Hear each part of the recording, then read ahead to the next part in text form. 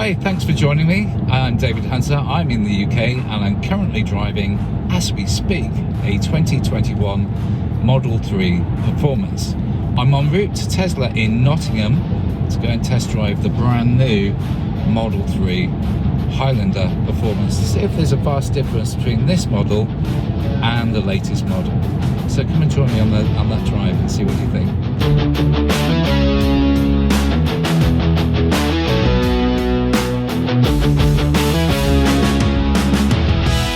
So I have a 2021 Performance model, 20,000 miles on the clock.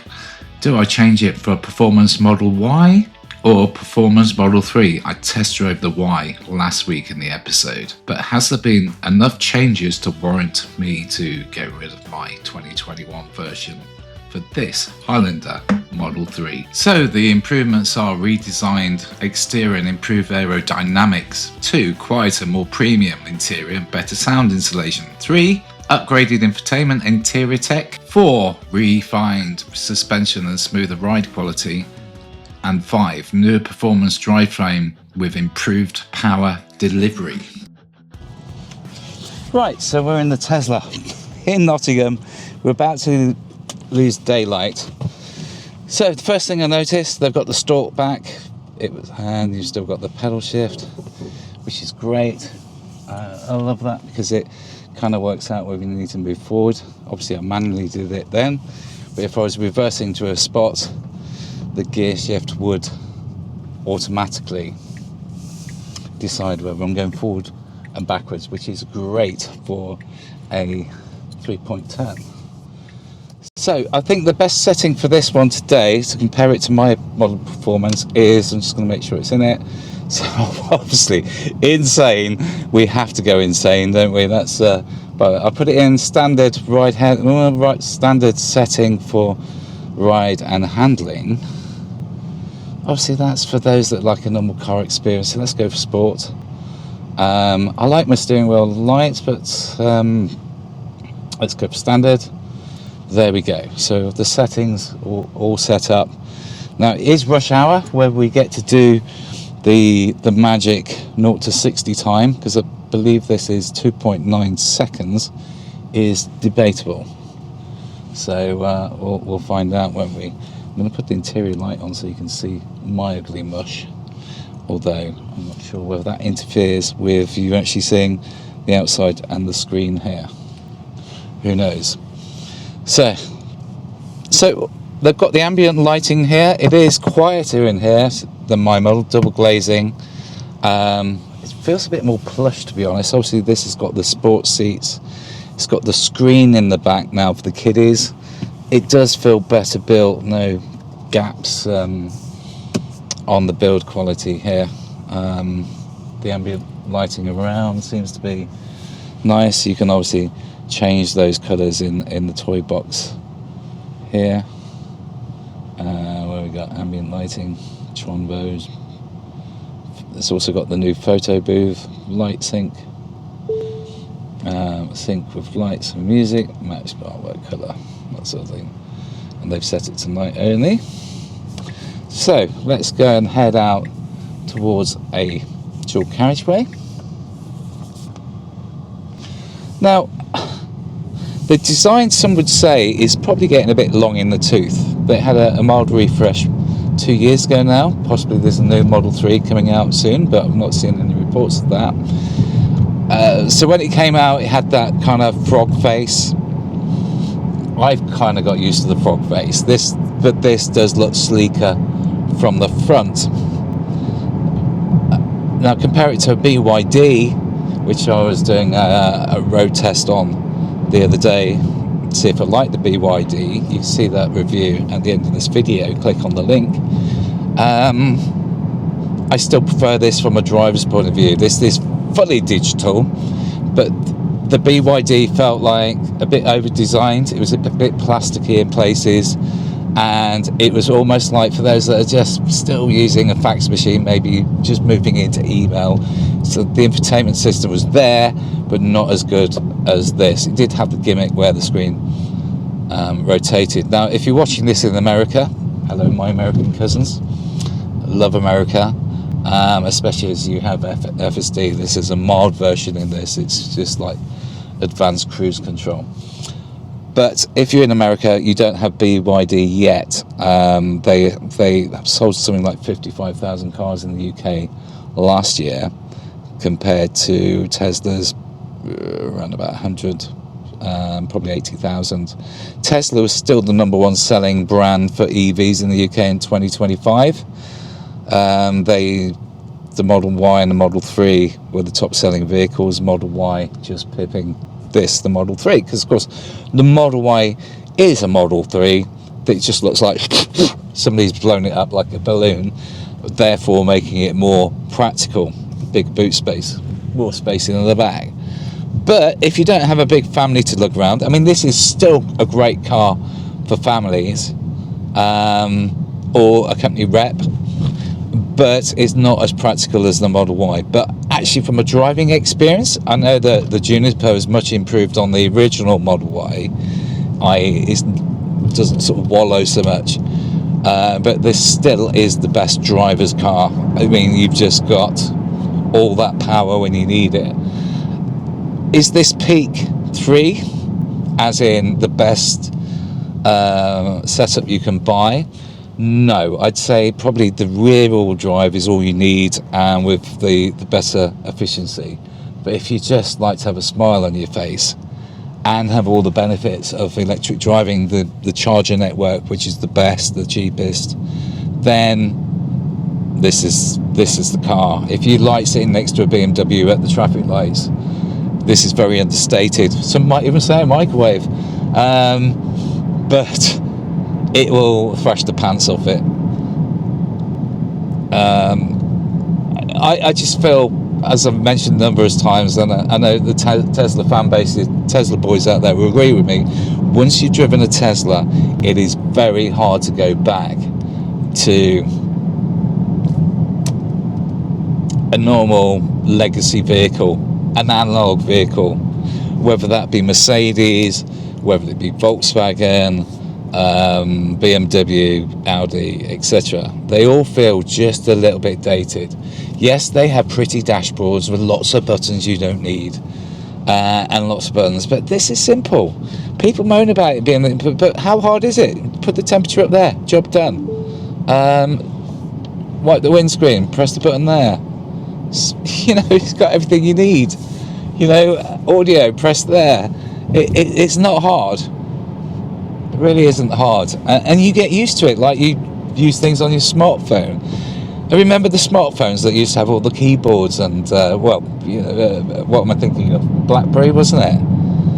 I remember when iPhone first came out, people saying, "Oh no, can't text, it's just a screen." And now you're there with your screen, swiping, wiping, sometimes swiping and then wiping. You can get dinner from it, you can get a date from it, you can organise your life from it. That's very much the same here. This is Tesla's equivalent. This is iPhone standard software in a Tesla. Only better, because Tesla have probably morphed into an AI company. They've got robots coming up. He owns the satellites in the sky, payment systems, social media communication, X. In America, they have Grok on this thing. I can talk to it and it will advise where I need to go. You know, I might say, well, I need to go and get some chicken because I'm hungry. Then I want a nice place to relax and eat it. Grok will do all that for you in the States. I don't know why we don't have it in Europe. It's probably some archaic, silly EU ruling. But it will come eventually. But I've seen it in the States. You can literally say, I want chicken, I want somewhere nice. By the way, could you arrange me a date? You can do all that and it will take you there. It can run your life for you. So Tesla, BYD is just a car company. Mercedes they just make a metal box with a dated engine in it and 4 wheels. This is so much more. It is equipped now, if legislated, to drive me. I don't need to be holding the steering wheel. That's what I like about Tesla. It's kind of the future proves the past. So we've got the past now, but it's equipped for the future as well. That was a bit deep, wasn't it? But anyway, back to the here and now, and we're stuck in traffic behind a bus. But But yeah, a great place to be. So let's now go and find a bit of an open road and see what we can achieve there, kids. Okay, see if we can get my teeth nice and smiley. Right, so let's go around the roundabout. Now, this is where I'm going to need that acceleration, isn't it, to go around this roundabout. So we're going to whiz round, should be in that line, and whiz round and go up there. Just need a break in the traffic. No one is going that way to block off. Oh, here we go, here we go, here we go. Go! Wow. Literally just took off there to get into that gap on the roundabout. Now we're going to make myself dizzy. It's a bit like making a cocktail, isn't it? You're just putting random things in it, shaking it about, and ultimately I'm going to make myself feel very sick. But yeah, so now hopefully we'll get a little bit of road where we can just give it some welly.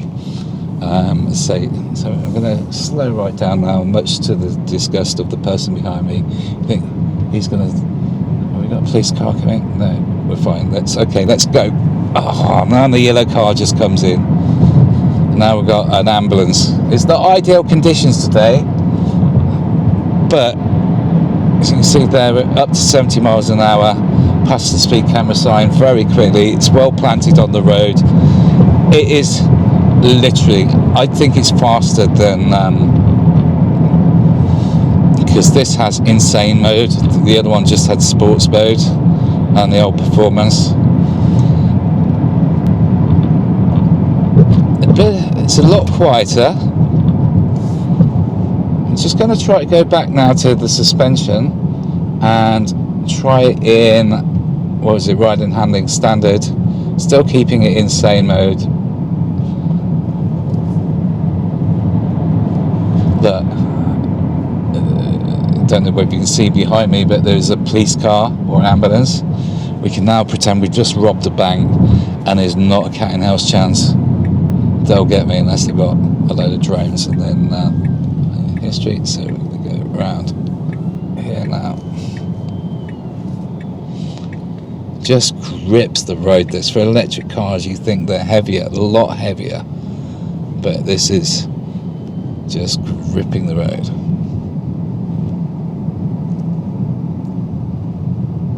Perfect. And it's quite very smooth. Really is. If you've ever driven a BMW M series,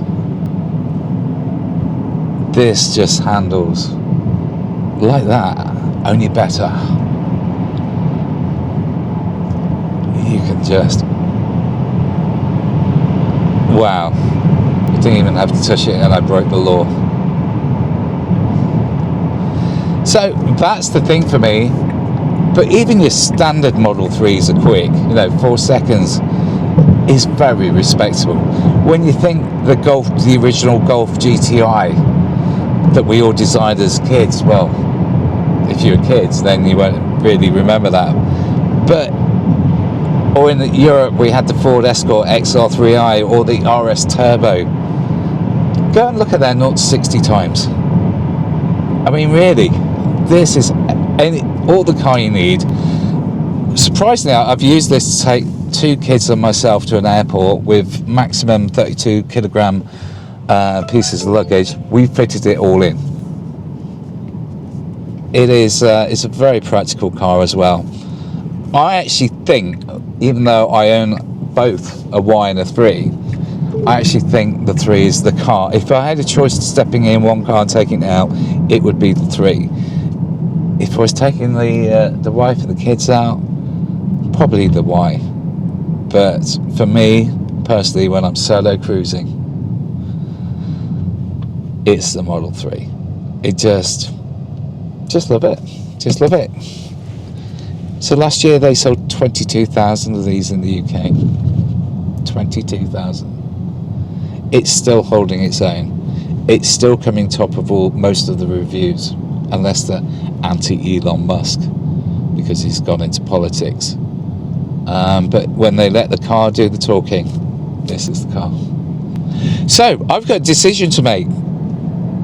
I've got an old Model 3, a Range Rover, and a new Model Y. I missed out on buying the Performance because it wasn't released when I bought the car.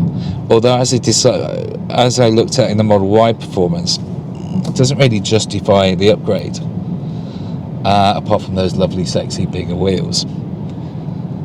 My Model 3 is going to be losing value. That's still it's getting old. Do I buy this now? Do I upgrade that Model 3 to this vehicle? Or do I hang around for a year on the off chance that it must be due another facelift soon? Elon Musk, he's just, it's like the iPhone, it's the software that updates and the phone changes mildly. And I think you'll find that with his cars. There won't be a groundbreaking new Model 3, there may be, but I think it just evolves. And to be fair, most cars just evolve, don't they? Think of the Golf, how many generations that's gone through. And you still get design cues from the original Golf. Or the Range Rover, which was just passing there, how that's evolved. That was the Range Rover Sport. So I don't know. Let me know in the comments. Should I just keep my 21? It's the software gets updated. No other manufacturer offers you those software updates.